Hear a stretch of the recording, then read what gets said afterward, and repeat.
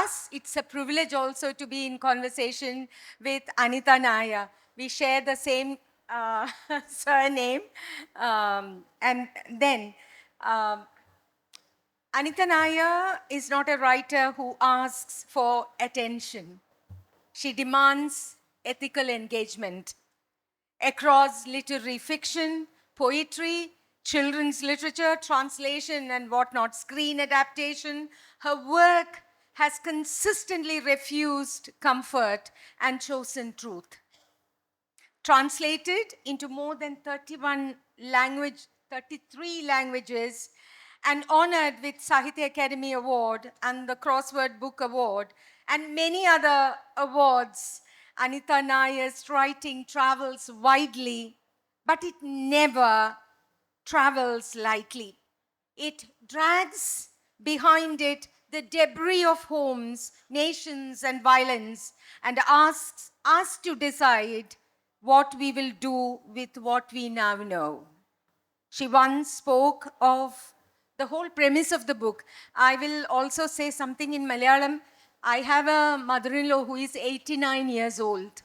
She reads Manorama. That is a part of her literacy or ritual. And when I said, Amma, I'm going to have a conversation with Anita Nair, she said, oh, Aimeyano. And I love what she writes. Amma പറഞ്ഞു എനിക്ക് ഞാൻ എപ്പോഴും കാത്തിരിക്കും because മാമിൻ്റെ മലയാളം ഒരു കോളമുണ്ട്. അപ്പോൾ അമ്മ 89 വയസ്സായ അമ്മ ഈ കോളം കാണാനായിട്ട്, ഈ കോളം വായിക്കാനായിട്ട് കാത്തിരിക്കും. So that is, I wanted to say this specially to the audience, and she was so, I could feel that excitement when she said that I am going to be in conversation, and they share the same native place. She's also from the part of the place where you belong.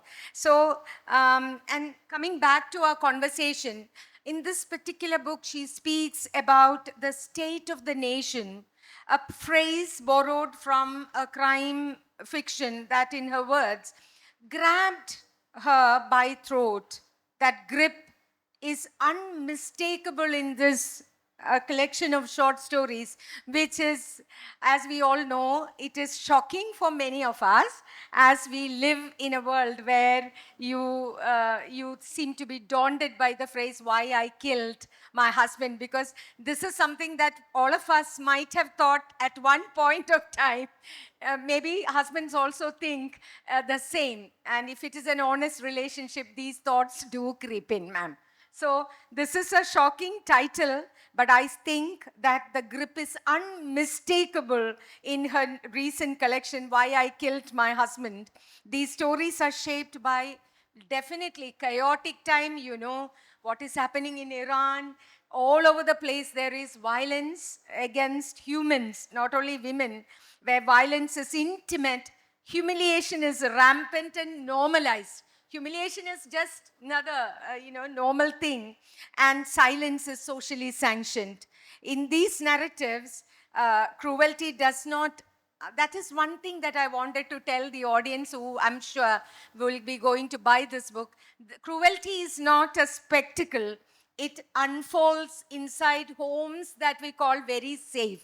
And I felt that home is the most oppressive unit when I read many of the stories. It unfolds inside our homes, classrooms, villages, institutions, and the moral, and in our own moral laziness not to respond. And that is what she reminds us, not calmly, but ferociously. That is what I felt. Then apathy itself is a crime. So over to you. They are waiting to listen to you. So you have, the first question is, you have spoken about the state of the nation, a phrase that you said grabbed you by the throat. When you write from this space of turbulence and moral unease that all of us definitely experience, how do you decide what must enter a story and what must remain unsaid but deeply felt? Good morning, good afternoon, everybody. Thank you for coming. So let me start off by telling you that one of the things that made me want to write this collection was that all of us, including me, all of us, we are guilty of apathy. As long as it doesn't touch our lives, we think whatever happens, the political things that are happening, is all restricted to state capitals and the nation's capital. Unfortunately, what we don't seem to recognize is that every political decision that is made has an impact on the way we lead our lives. So, this book is a collection that actually tries to show you. I didn't want to write a polemic and tell you this is what is happening, but I wanted to show you what is happening, which is how political decisions affect the fabric of our lives, whether it's as part of a society or as part of our economic lives, as part of our political thinking, our moral thinking, all of it. So, what I had to do here was to be very careful about choosing the kind of characters who all of us can relate to, because I wanted to talk about this from a place of unease that I feel when I look around me and see whatever is happening. Now, some of the issues addressed in this, while I've said this story, these stories are, set over the last 10 years in India, some of the problems that I have mentioned here is not restricted to the last 10 years. Now, for instance, one of the things that I would like to mention, so to give you an example, uh, I've talked about demonetization and the Citizenship Amendment Act. All of that is there. But there is also something else which has worried me, and I'm sure should worry everybody, is that we talk about the reservation quota. Yes, we need the reservation quota. Children who are coming from marginalized backgrounds need to have, and let's say a kind of extra mile to help them uh, match the let's say the privileged classes, whatever that they can do. But it doesn't end there. So a child gets into a medical college or an engineering college or a PhD program based on this, reservation quota. But what happens to them thereafter? The denigration that they face, the humiliation that becomes routine in their lives. We never talk about that. So I think society, what it does is we like to do these acts of goodness, and then we say that we've done our acts, and now let that person fend for themselves. So that apathy is what I wanted to talk about, and for which I need you as my reader to walk that mile with me, walk that journey with me. I'm not going to state everything to you. I want you to think about it. I want you to kind of examine it in your mind and come to a decision about how do we lead our lives. So that is where this book starts from. And in the first story, that is why I killed my husband. See, you have introduced a violence in a quite differently from the usual stuff that we imagine. It's a kind of violence that we all can. It is not physical violence as we were talking in the previous session, but it is another kind of level of violence which actually remains unsaid at all times. And I would rather say that Anuja and myself, that is, this story has got a recipe, and you have used Chennai as a, Chennai, and the places are identifiable. And we were thinking, oh, is internet will give us the correct version, and if you use this, I'm not going to give away the suspense, but that kind of identifiability has entered into your craft. And where do you get, how do you oxygenate your story in such a way? Yeah, is it coming from the first part or the second middle part or towards the end? Okay, so first and foremost, I'd like to talk about the first part of your comment before I move on to the answer of the question. So one of the things that we never talk about, see, we always talk about violence, violence that is perpetuated, violence that's visible. But what about the invisible violence that everybody, man or woman, especially women, are subject to on a daily basis. Routine humiliations, routine chopping down of self-worth, all of that happens, and there is no way you can even account for it. There are no bruises. Everything is invisible. So this invisible violence is something that needs to be addressed. And so what I did in the book is, yes, I have a story where there is, I've talked about the Hathras rape. For those of you who don't know, please go online and check. This happened, I think, in September 2020, where two Dalit girls were molested, raped, and killed and hung up by a bunch of, upper class men, upper caste men, sorry. And there is violence, but there is also violence by the community, which decides that a person of a marginalized community, a girl from a marginalized community, this is the place that she belongs, right? So that becomes invisible violence, and this invisible violence is what many women have to face day in and day out from the time they are born till the time they are dead.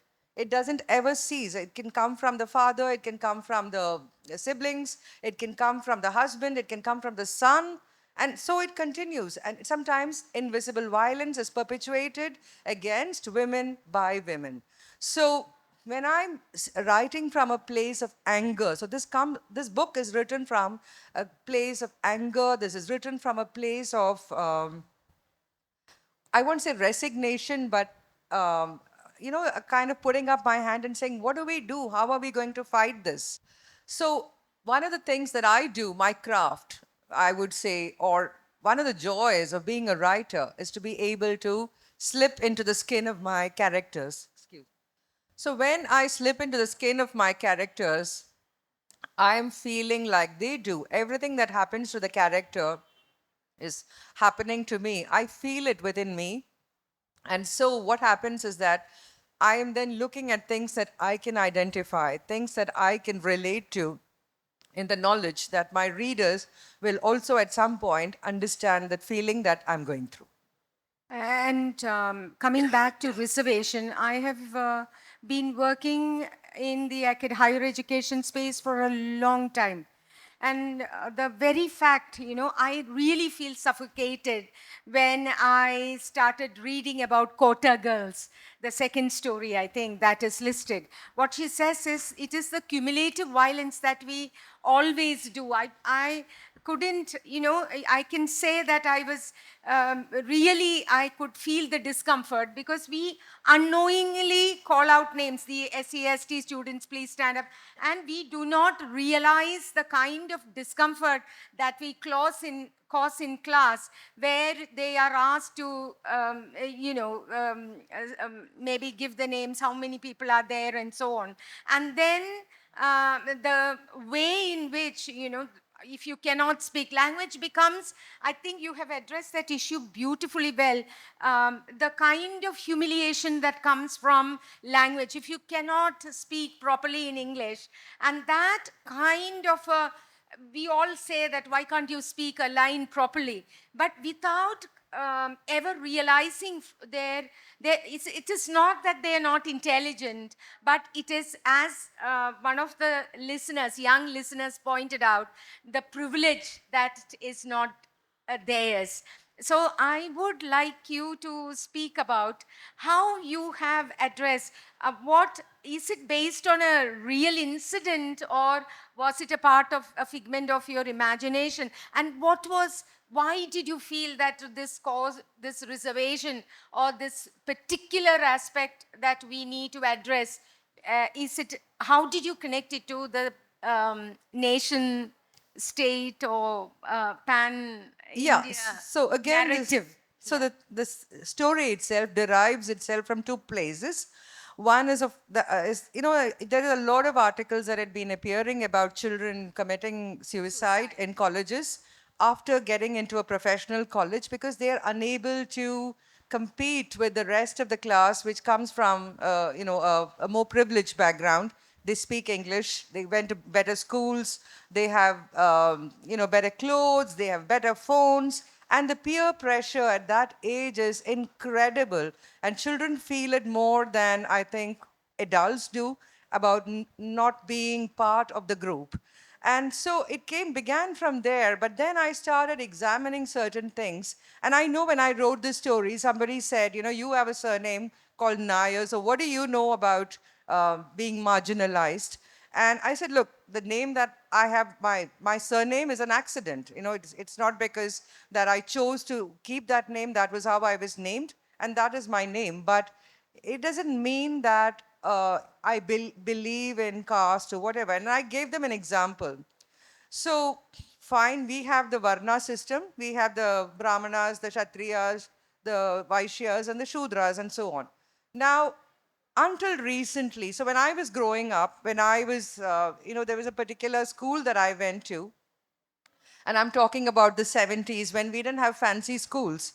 So we would take, and I grew up in Chennai, very hot place.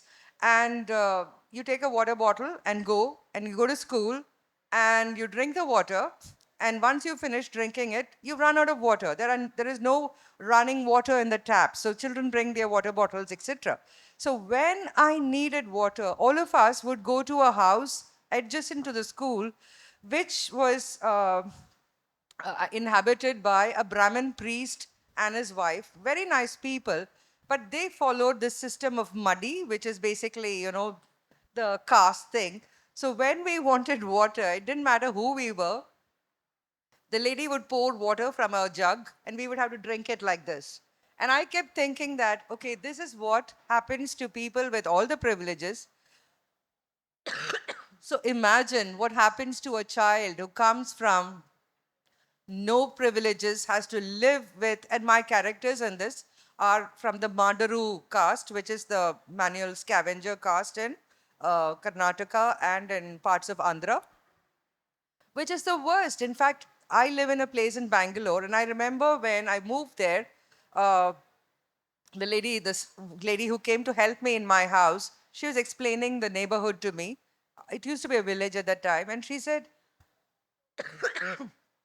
there is a Madaru colony on the other side. And it broke my heart to think that in this time and age, we still segregate people by their caste. And then you talk to people and they say that, oh, we invite them home, but, we won't feed them anything because we'll have to share plates and glasses and stuff like that. So to this day, this time and age, caste continues to be such a living, breathing torment in our lives. And we don't want to address it because somewhere in our minds we say, oh, we've done the right thing. We've got reservation quotas and everything is taken care of. But the mindset hasn't changed. So that is where I wanted to start from, like saying, pointing out things like the inability to speak English, the color of the skin, all of that is pointed out. And until you've experienced it, you wouldn't know. Now, as an Indian, for instance, when I go abroad, the color of my skin is held against me. So I would use that experience to uh, put myself in the shoes of my characters, Umashri, for instance, or Savita, the two characters there, and try and understand what does it feel. I know I'm only kind of play acting in my head. I, as a writer, will never ever be able to actually understand the depth of degradation that the marginalized community and the children from those communities have to undergo every day in their lives.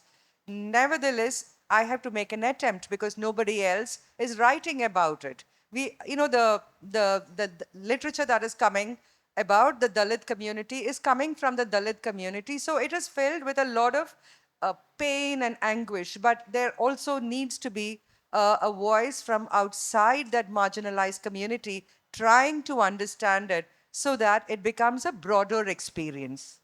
And I would also like you to look at, see, you have very seamlessly inserted the Shabarimala issue and that particular story, the little duckling. It's all about how ducks come to that part of the village, and you feel that it is an ordinary story, but the twist that comes is actually will make you breathless, in the sense the ending is not something that you anticipate, and there is a lot lot of narratives that are as readers we tend to engage with it critically. And I would like you, and the main character is not the person that we feel is the main character, but the Muslim girl who, her name itself is problematic. And as she pointed out, we'll never understand what dislocation feels. What is it that when we lose our homes, home is a, sometimes it is said that home is just a payment and blood. So I would like you to tell the audience how you came upon this particular character, Aisha slash Asha, and then the way in which the narrative um, um, progressed to achieve what you wanted to achieve. Okay, so the little duck girl is set in this fictitious village of Kaikurushi, which I first introduced in my Better Man. Talked a bit more in my children's book called Bipatu and a Very Big Dream. And I had chanced upon this phrase, State of the Nation.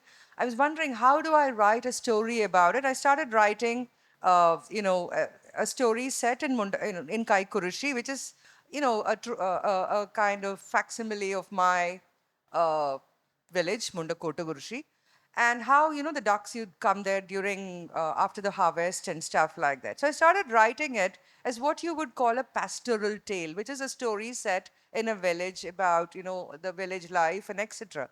But then around the same time, when I was writing it in December, the Shaheen Bagh agitation had begun. The Citizenship Amendment Act had begun. The agitation against it. And suddenly, I was thinking about how there were, rallies that were called out. There were rallies called out in Pattambi, in Malappuram, and in Palakkad, all over the country. And the Hindu population kept thinking it doesn't matter to us because it's not us, it's only about Muslims. And somewhere in my mind, it was how can we be so apathetic to what is happening to fellow citizens? So I brought in this man who is a metaphor for apathy. Sri Raman is a metaphor for that. Everything is wonderful in his life. He has no responsibilities. He has no children. He has no wife. He has nothing. He just leads his charmed life day to day, worrying about whether he's going to have dosha for breakfast or some putta for breakfast. And in the night, he can only sleep if he listens to, he's my favorite singer too, Srivalsan Menon's Shringaram. He can only go to sleep if he listens to that. But then there is this little girl who keeps coming into the village. He's been seeing her over the last many years. And what he does is, which is what many of us do, we don't even give them a name. We are used to the feudal mindset from not just Kerala, but many parts of India, that the job that they do becomes the name, So, for instance, we were just talking yesterday about the writer Limbale's book, where he says, the character, Dalit character is called Bhans. Bhans is basically buffalo or pota, okay? So what happens is the same thing happens here. He doesn't give the girl a name. She has a name, but he just calls her the little duck girl because she comes with the ducks, and that's what it is. So I wanted to talk about how 2,300 kilometers away in a small village in Kerala, the CAA actually comes there, and how the Hindu population is the least bothered because it doesn't affect them. The Muslim population is agitated because they know at some point it can reach their doorstep too. So this whole thing about why we need to be engaged with politics. So that saying, they came for him and I looked away, they came for that person, I looked away, finally they came for me and there was no one there to talk for me. So all of us have to be politically engaged in one way or the other. And that is exactly what I wanted to talk about in this collection of stories. And coming to the, like across institutions, across pandemic families and nation, one point that you stress is women continue to endure and survive. And what about the survival? Survival is a low bar. Do you, and then as a writer who refuses or to accept apathy, what do you still believe that literature can do? Oh, I believe that literature can be powerful. I believe that literature can fight. I believe that literature can, in some way, change the way we think. And if you can change the way we think, then we can change a lot in the world. So it begins from there. Yeah. So I think it is time to take some questions from the audience. The session is open. Caste-based discrimination continues in India even now, even after 77 years of our republic. Last week there was a report. There was an increase of 118% increase in the caste-based discrimination in all the universities in India. Baba Sahib Ambedkar once said, rights are protected not by law, but by the moral and social conscience of society. If the fundamental rights are opposed, no law, no parliament, no judiciary can protect them in the real sense of the word. Madam, what's your opinion about preventing the caste-based discrimination in India? I think it's one of the worst atrocities that's happening, that we can, separate human beings from another by caste. I mean, there is no way. I don't believe in gender segregation. I don't believe in caste segregation. I don't believe in any form of segregation. Because I think all of us, ultimately, if you were to, examine our bones, all of us have the same number of bones, the same number of muscles, and all of that.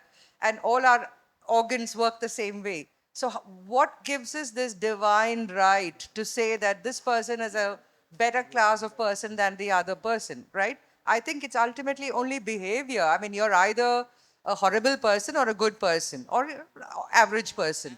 So for me, I believe that the way caste system is being propagated or promulgated to this day is basically, it began as a economic system that somehow turned into something else and became a way of usurping power and clinging to it. And which is why the people who have the power refuse to let go.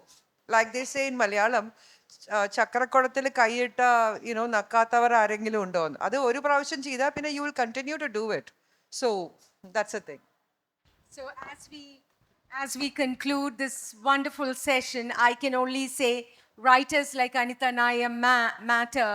In the days of stolen gods and hijacked devotees, she does writers like her matter. Thank you.